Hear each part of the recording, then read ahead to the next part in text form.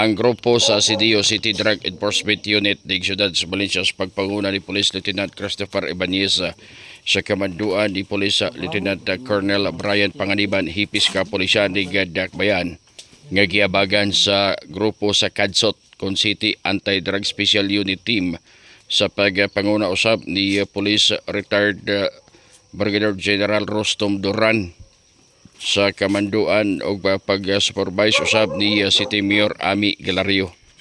Miabag sa bauga kasa sa Baybas Operations may Purok 6, Barangay Lourdes, Ciudad Valencia.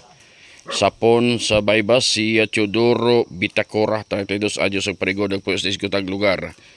Kuha niini ang tulo ka mga sasis ginadili nga droga kung gilas pangalang Shabu.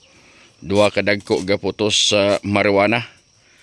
O ingon usab nini 500 pesos bill ga Baybas money usa ka cellphone ang na-recover usab nini mga igsoon ko no sa gikasag kini aga Baybas operation sa kini aga CDO.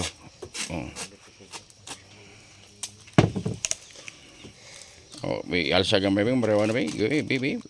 Okay. Muna ka dagko. Kita sayang. Marijuana. Ya, muna. Mary Jean. Apa ni mo marijuana kita nom ko?